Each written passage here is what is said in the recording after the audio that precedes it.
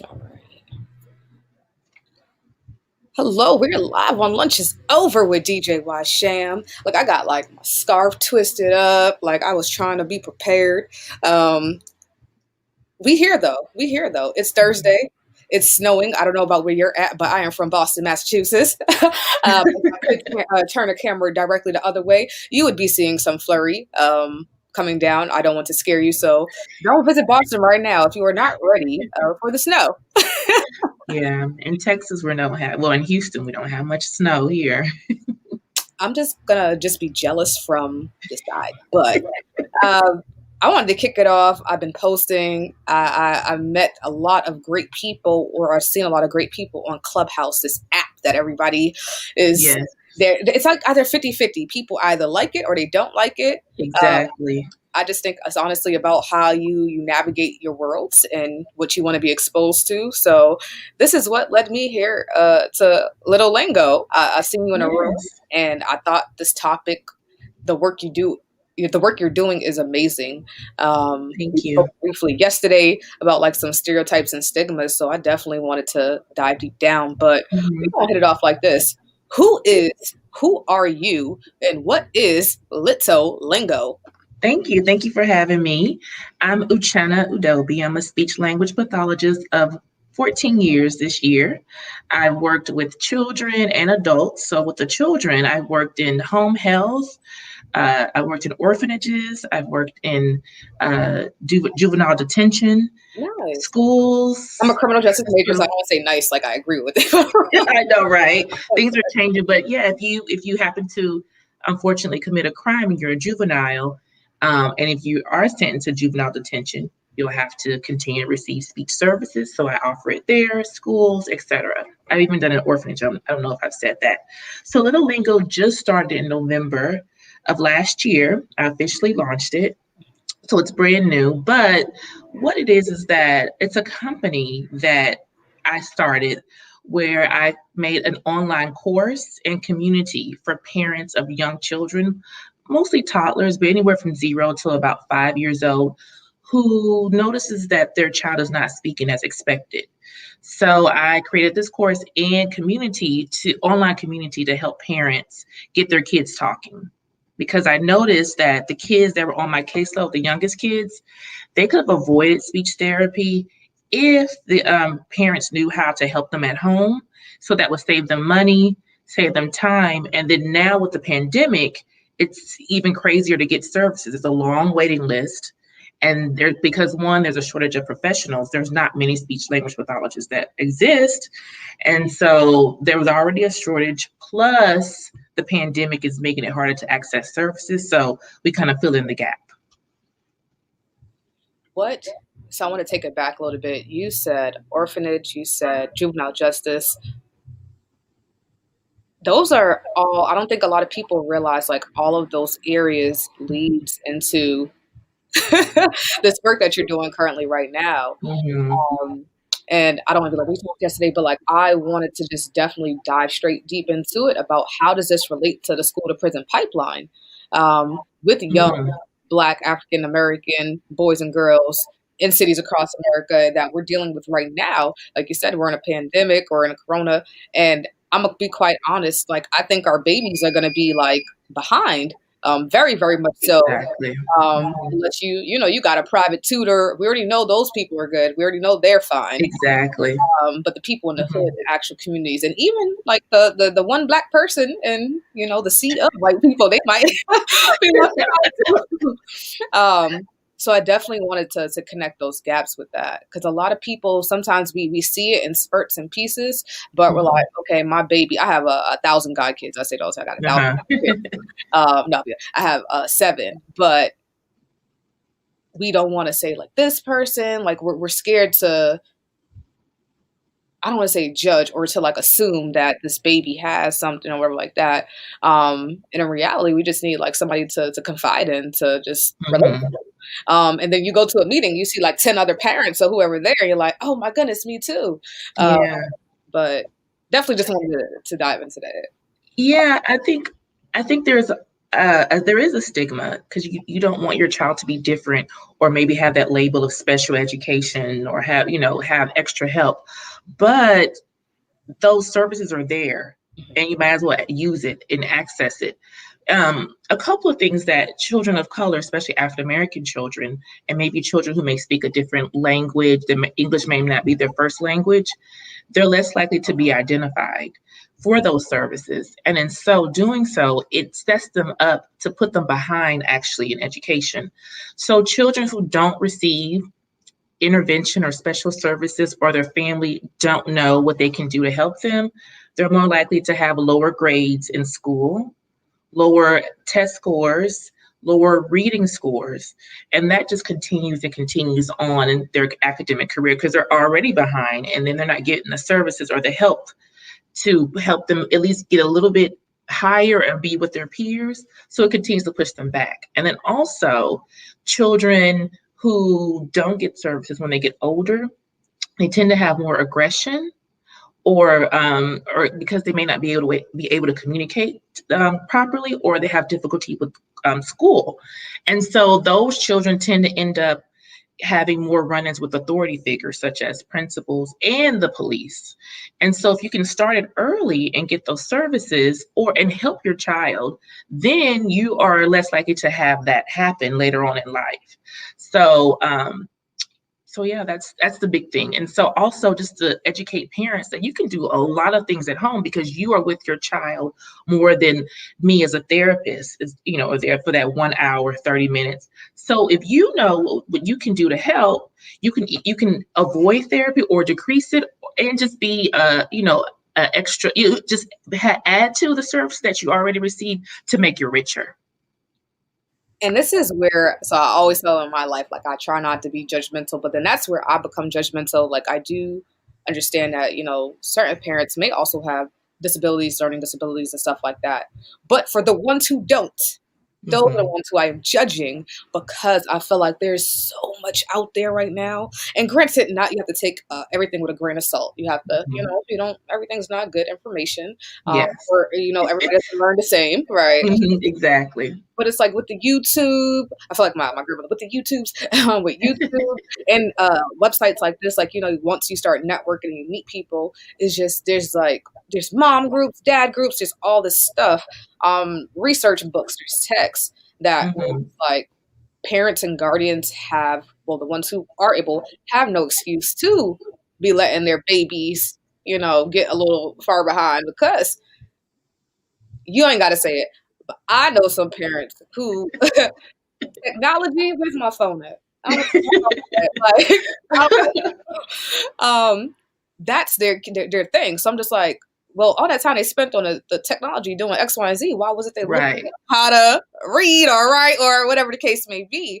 And that's just me on my side. And I think it's not. I don't think it's judging. It's just being realistic, though. The internet gives you so much access to information, right? So I think part of it is but do you even know the lingo or the words to look for? So that's one thing too. So you may even not even have the knowledge, or you may not even know that your child is behind, or so it's there, but then a lot of parents just don't know what to look for also. So that could be one thing, but I agree with you. The internet has given us access to a lot of things. YouTube has a lot of things, Instagram, you can do those hashtags and find it. So, there are a lot of options out there. I'll say in your work, what have you seen more? Have you seen, I'll say, more young women of color or young men of color being affected by this? Well, it's kind of wrong. It's just like in your work, in your field. Right. So technical and it's mostly boys. And I don't know what it is, but we know that boys tend to have more numbers in autism, special education, learning disabilities. So whatever it is about biology in the boy or the male brain, I don't know. But there tend to be it's just more boys. Why it's like that, I don't know the science behind it, but definitely more males or more boys. And I want to back it up. My co-host will hurt me. Let this truck go by. I have all the background noise in the world right now for some reason. But The name of the show is called Lunch is Over. I know we got serious. What do you like to eat for lunch? It's lunch is over right now, and you're hour, what is it, behind? Yes, I'm an hour behind. Yeah. So this is lunchtime for me right now. So I Okay. haven't eaten, but typically, I'm Nigerian, so I love Nigerian food, What African food, how do they say it? Like what? jollof rice. No, no, no. Oh, You're Nigerian, so uh yes, jollof rice. I was like, I'm speaking. I got excited. I'm like, we have a yeah. restaurant here. There, you asked exactly. I was say, what is your favorite dish of? Oh, well, my favorite dish, I guess, would be seafood okra is one of my favorite things, just as like a soup that I like to eat. But like a side dish is plantain and gizzard. We call it gizdodo. It's gizzard with fried plantain and a spicy tomato based sauce that they put on it. So that's my favorite thing to eat during lunch. It's not the healthiest, but oh well, it's good. No, we definitely when you come to Boston, you got to come to Suya joint. I've been to Boston a couple of times. Oh, look at it! You got to come to the restaurants. We Yeah, I like it there. A lot different, different from Houston. Y'all have a lot of history. It's a lot older, but I like it there. I like the vibe. let me stop. I mean, like you guys, that's Boston is an old town, Right, it's one of right. the first towns in the country. So I didn't mean it like, you have a lot of history. So You we know, don't have that much it's like, history oh, wait, here. yeah, no, cough, cough. Let me stop. That's the reason why our babies can't like. We need you. Look at we had a lot of teaching our kids. We're supposed to be teaching our kids out here. Um, Exactly. um, so I'll say definitely, your career in the pathways, the journey and steps that it took you to create Litto Lingo. Who has inspired you the most? Like, was there a kid or somebody in your life that you was like, So, well, to start the business, there's one child in particular that really said, okay, and the mother. So this child, I think he was 3 at the time, and he was in preschool, and the mom noticed that her son just wasn't talking like the other kids were talking. And so she asked for my services. So I helped her to help her child. And I believe like in 2 weeks, he started talking. The therapy, it's not a sprint, it's a marathon, so it takes time. But, with the skills that I taught her, she was able to implement it. And then one day, I think it was last year, I believe, I randomly texted her because I've been doing this for a long time. And so I texted her, say, hey, how's such and such doing? And she said, oh, he's doing very well. He is currently competing in storytelling and I believe debate at his school now. And I remember when I was working with him, she said that she wanted him to get scholarships to school. And you can get scholarships in these UIL competitions. And he was competing in competition that deal with language. And so she was like, you really need to do something just to help parents. And so that's why I started Litto Lingo. And on just on an overall level with my mother, she really pushed me to, one, to get into speech pathology. And so I'm, and she just always has pushed me to do the right things. And then a new person being from Houston, of course, Beyonce, she does so much. And, one of my favorite quotes is, you have the same hours in the day as Beyonce because she does so much. So wow, I try to do as much as I can too. So about Boston's historic? No, sorry. We got New Edition. We got the yeah, you got New Edition. Yeah. Every little I take. I'll say we go. I'll take Beyonce. I'll say no joke. I love y'all. I love y'all. Yeah. Say this is just amazing because I talk in circles a little bit myself though. So like I'm just happy because this topic, again, I'm gonna go back. This topic, like sometimes it's stigma and stereotype, but only we definitely just had a president, not the one who just went out, who has a speech, how do you say, a speech impediment, like, and Yeah. people are on Twitter they're just horrible on social media, and then I got to think about it like I don't care about social media. Let's start about in circle. We are horrible to ourselves, not we. you know me and I, but like our Yeah. community, our family, our friends, like we laugh at somebody for stuttering. We laugh at somebody for reading, taking a little bit too much time to read. Hmm. And then, like you said, like I was raised by my grandmother myself. So my grandmother was a teacher. So she ain't playing that. Like we about to, she was waiting for all the babies to sound out them words. Like, and ourselves too. Like we had hooked on phonics in our house. Like we did have all type Exactly. of fun growing up. Like, Exactly. That's important. right. It's very important. But these groups like Litto Lingo and just like the other educators who are doing this, I think it's definitely good to see people who look like us, because we grew up with just comedians in our families. Like, Hmm. hurry up. People tell me sometimes to hurry up speaking or slow down speak. I definitely know I need to slow down. Um, You're uh, fine. You're fine. but then we don't realize how that carry over. I always bring it back to mental health. Like we don't realize how we're targeting somebody's personality, or Exactly. like, maybe they don't know how to talk slower, or maybe they don't know how to break up their sentences like and to make a complete. So I'm just trying to do more work of bridging the gap and helping folks like empower. Like let's stop beating each other up. Like why are You're we breaking each other down for something that we probably can't even help? Like you don't know exactly. something wrong with my brain, or whatever it is. I don't It's say just differences, right. it's differences. And like Biden, he has a stutter and he's been able to, work on it for the most part, but he still stutters. And the thing is, we all stutter to some extent, right? But just some people do it more than others, and they need a little bit more help to get their their point across. So it's normal to stutter, but just some people do it more than others, and so it's just different. And no one should be teased for it or anything. And to go back to what you said about uh, to be a representative and to because in the speech pathology field, it is, I believe, 93% white women. So there are not many people of color. There are not many men. And so the large amount of speech pathologists do not represent the population of America, And so there are a lot of biases. There are a lot of things that may be missed. Like, for example, in the African American community, we might not say the TH sound. We may make it an F. That's cultural, and it's not an error.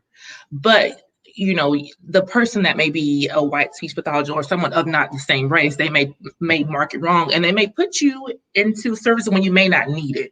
So it's good to be able to have someone who looks like the person that's receiving the services, because you can kind of understand a little bit more where they're coming from. I know when I was in grad school, for example, there was a little girl who went to their house to do an evaluation, and instead of the word book, the girl said Bible, a little black girl. And more than likely, that may be the only book that they had in the house, but they marked it wrong. With me, I didn't, I wouldn't have. So it's good to have that diversity and to be a representative, like, hey, I can speak on this or that because I understand where they're coming from versus someone from a different culture may not. So. Like, because certain things, if you went to Atlanta, they a refrigerator. I'm like, what? Exactly. I don't, my family, I'm like, what is a refrigerator? Like, Exactly. We say street sometimes, right, the ST, the SK, and just a lot of our language, the so-called Ebonics or African American vernacular English, whatever you want to call it, it is heavily influenced by our West African roots. And so that needs to be taken into account when evaluating our language, and it's not wrong, it's just different, and it's okay. And then now, in the past, we're focused more on code switching, but now they're focusing on, I can speak like this at home, at the office, wherever. So you just kind of go with the flow and just see what works best for you and your community, and go from there. our lovely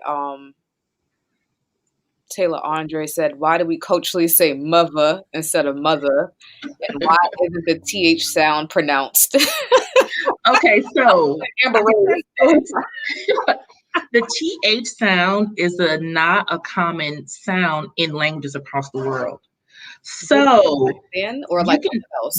may use a D. So you can kind of tell if someone's a native speaker, Mm. if they pronounce the TH as a th. There's two types. There's a voiceless and a voiced and voiceless th, which I can't think of the two words like with and I can't think of it. Well, anyway, I can't think of the examples right now, but they usually make a D sound.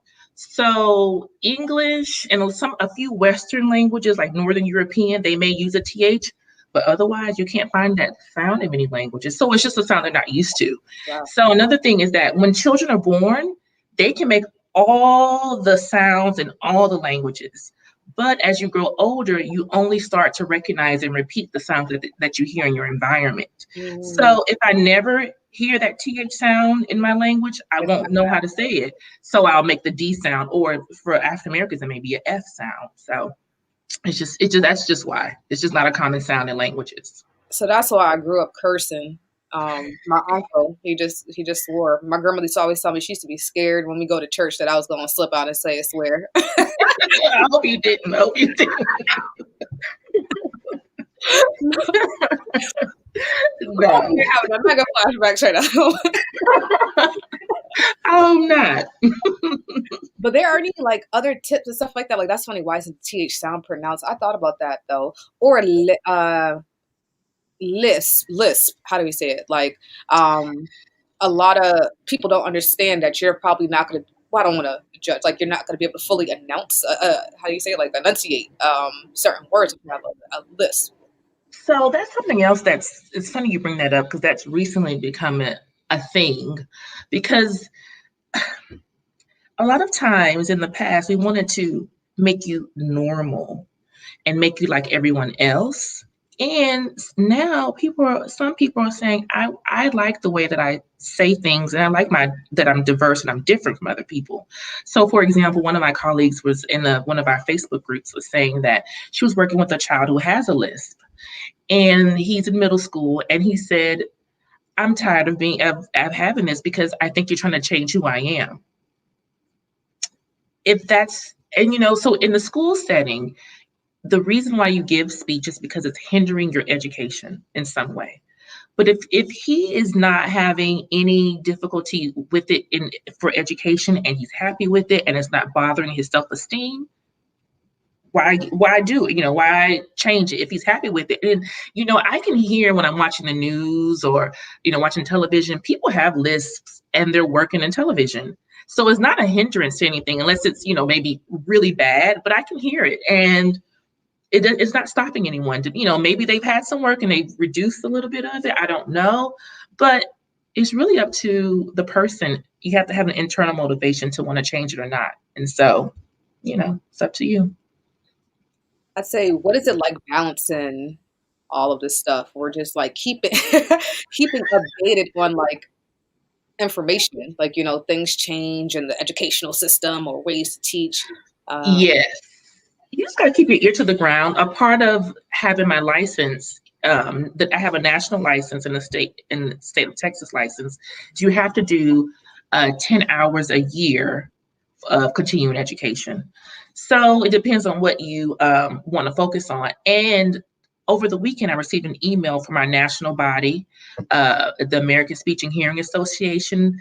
They're thinking about adding cultural competency to the requirements of continuing education. So some of that, would be, I saw something over the weekend of working with transgender people, working with voice and using the pronouns, because, one of the things we teach language. And so typically he, she, they have been, very strict. And so we're learning now, okay, how do we teach it? And how do we, apply it? A lot of them. No, sorry. Okay, so it's the umbrella community, but no. So yeah, no. Yeah, it's I don't know.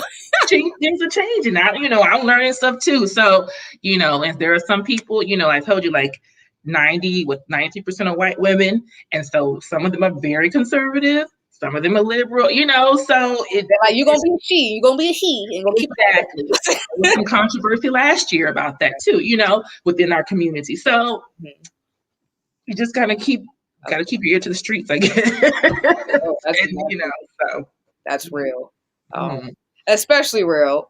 Somebody else on an interview called the other day. He was like, before I start this, I'm trying to get better. What are your pronouns? I started cracking. I appreciate that. I was like, can we start the meeting though? Like, Exactly. it's definitely a whole. So that's something new we have to learn. How do we teach it and how do we apply it? So, How has people have like horrible stories, not horrible, but like people are just sad about like, we've been quarantined for like a year, quote unquote. Well, your city's open a little bit. Yeah, you saw Bow Wow here, and not a little bit, a whole. It's not even close. It's not. It's close. It does do with music. The mayor really just tried to play Bow Wow though, but I do think Bow Wow put himself out there. So it's like, if you want to be a celeb, you can't get mad that if you're gonna take the hit, like you went and posted that everybody knew the words to your song. And it's not a lot of, a lot of people. It's a lot of people. A lot of people. A lot of people like Bow Wow. A lot of people. Under one roof at that, a tight roof. Even if you were doing a surprise guest, like you could have just said hi, kept it moving. No, you wanted to do a show, so you got a show from the mayor. But exactly. I'm always in between. I be rooting for community and I be rooting for the mayors at the same time. Like I know. I figured it out. But no. So what have you been doing in a positive light to keep yourself going during Corona? Pandemic, quarantine? Are there any exciting things that you have been like besides Litto Lingo? Like, have you been away or like, visited a restaurant where there's like nobody there? It's usually packed and you got to go. I have really been really following the guidelines for the most part. I've done 3 restaurants, but they've all been outside. But and where I work, I get tested twice a week, but I really haven't gone out, and I miss dancing. I miss party food. Last May, I think I had like 4 people were graduating, so I missed like 4 parties, and so I miss all of that social aspect. So I really have been really trying to do my part. Because I do know people who've, unfortunately transitioned due to COVID. And so I know a lot of, know people, and I know people who have gotten sick. So really nothing exciting, but I picked up reading again. I used to be a big reader in the past. And so I started that again, and I switched. I'll do a self-help book, then I'll do some kind of biography or some like a Jessica Simpson, and then I'll read, how to better your life. And don't be sleeping on Jessica Simpson, people. Okay, don't be sleeping. Exactly. So I started with a K. I'd be like, but I gotta read the Gucci Mane book. So. Okay. It goes back and forth. So I really enjoyed reading again, and then kind of getting to know myself and doing some stretching and yoga, meditation, and all that stuff. So I've done some of that. So it may not be the most exciting, but I'm happy. I'm happy. Yeah. But I do miss travel. I'm a redirect it. Where are some memorable places you have traveled to? Okay, so I've been to maybe like 20 countries, and the best place I went to was St. Lucia. 20? Yeah, I think about 20 countries. Yeah. So St. Lucia was the most beautiful. Okay. Beautiful, beautiful. I went to Zanzibar in Tanzania. That's just different. And to see the Kenyan Maasai warriors and their long hair and just different. I enjoyed that. But so those are my favorite places. I like a beach. So blue water, sand, I like that. So those are my favorite places to be. But I did go, but on a cultural aspect, of course, I've been home to Nigeria several times, and that's good to see my family and to see, my people's people.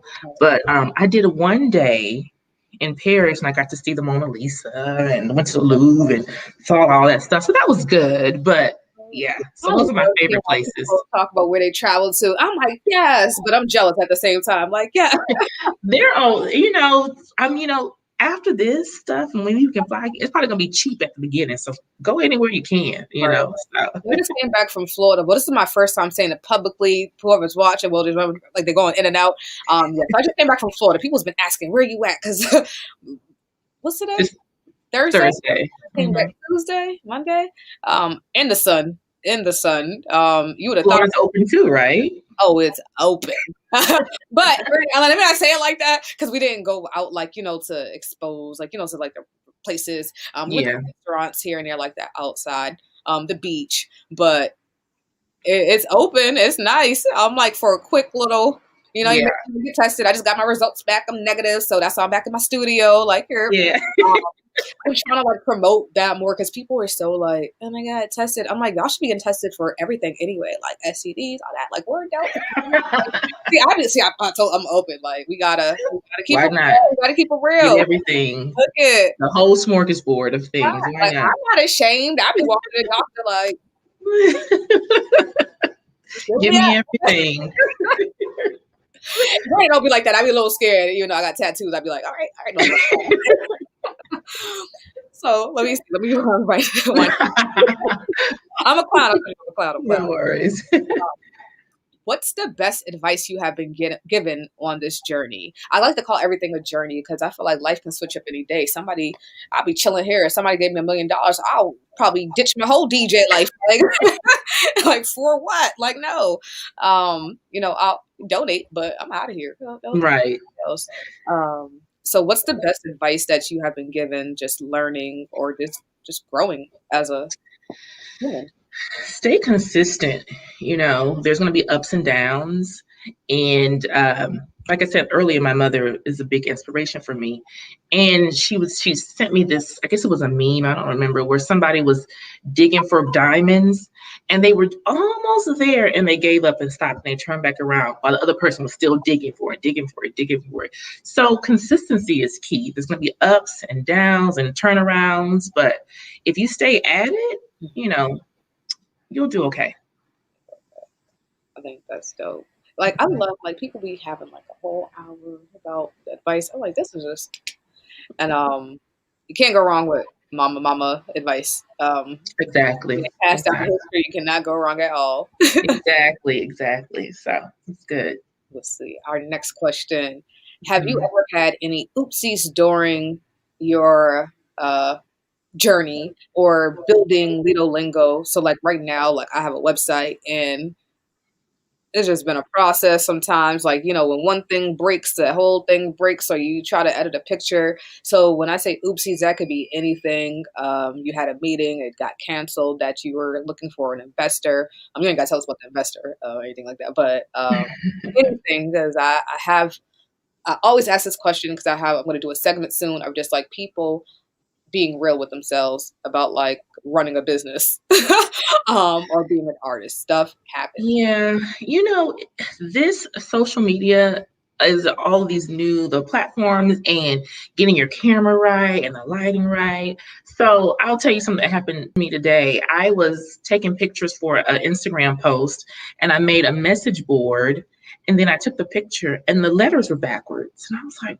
what is this? I didn't know that if on the front facing camera, the letters, if you have on a letter board, will be they'll be backwards. So you have to use the back facing camera or the back camera, and then I can't see myself, and so I have to find a mirror and all this stuff.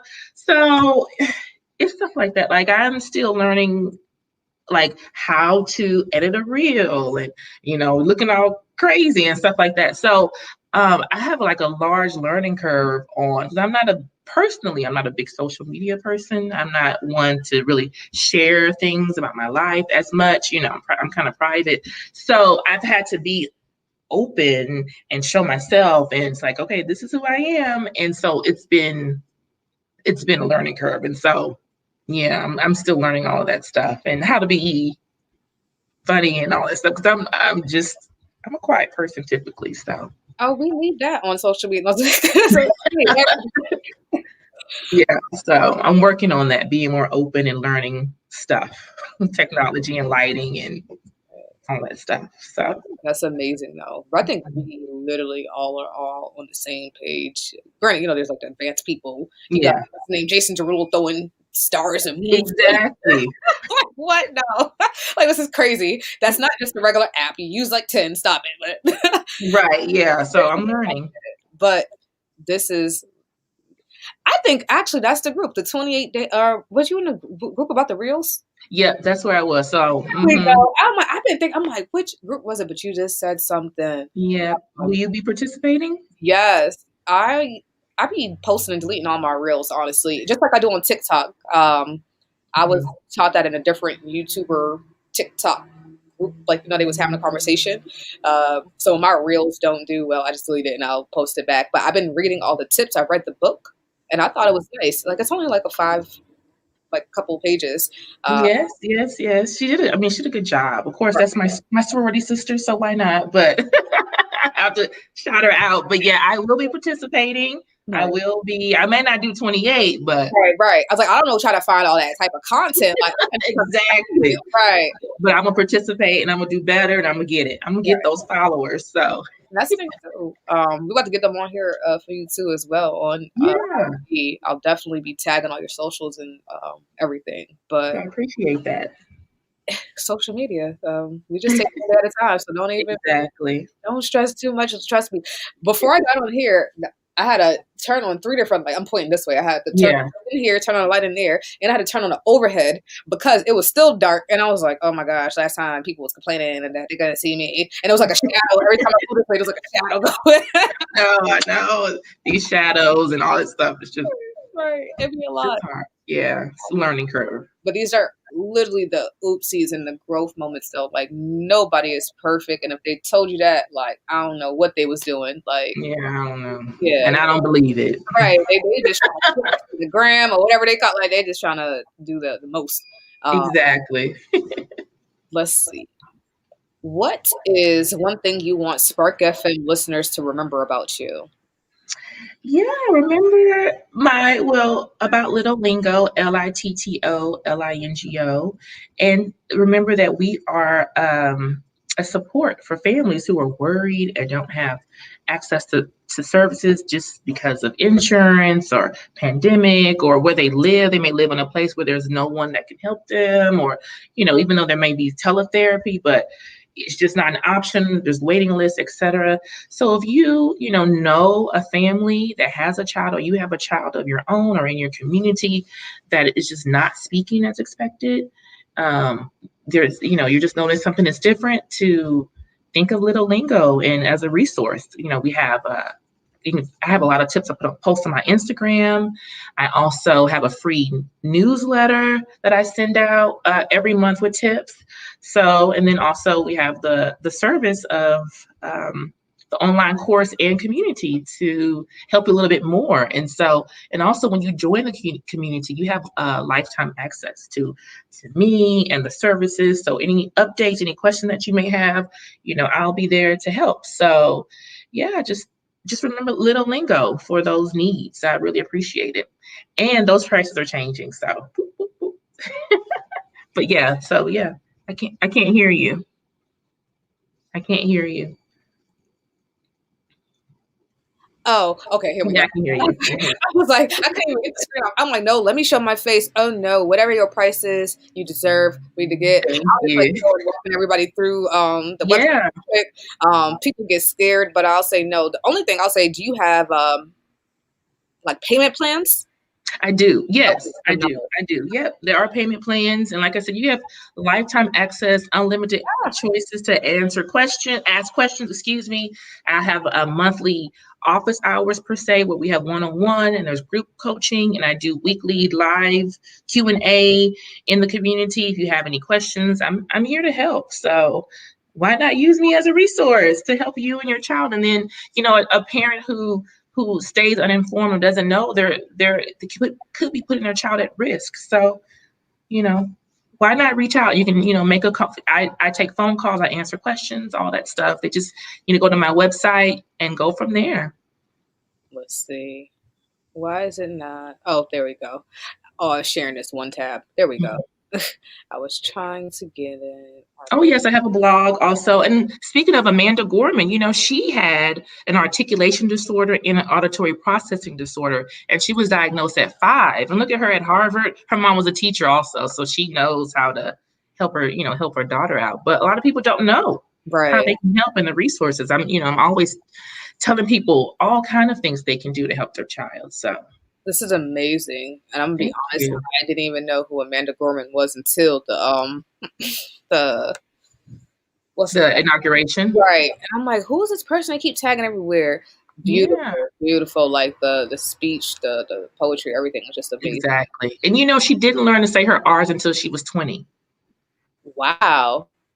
R Wow. is a hard one to learn, but and like I said earlier, to go back to that middle school child, he was okay with it. And look, she continued to work on it. So it just depends on the child or the person, because they're adults now. She's an adult now. So, yeah. So, yes, you can get in touch with me through that website and you go from there if they want. I would love to help more parents and children. So please, give me a call or send me an email and I will reply. Follow me on Instagram.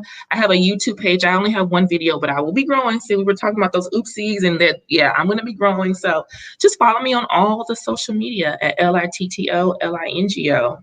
And I would love to interact with you. Thank you Thank so. you. Thank I you. will get all this over to you. I already told you down the back end, but please, please go right here. Oh, I love doing this now. I have to go like that. There we Yay. go. Here, Oh, here, this here. way.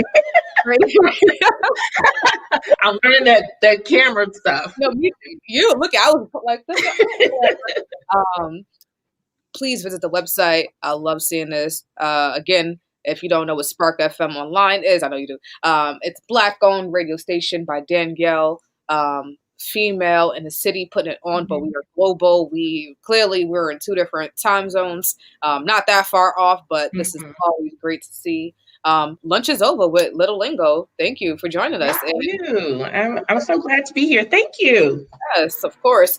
For everybody else, I'm gonna play a couple songs and we'll be right back.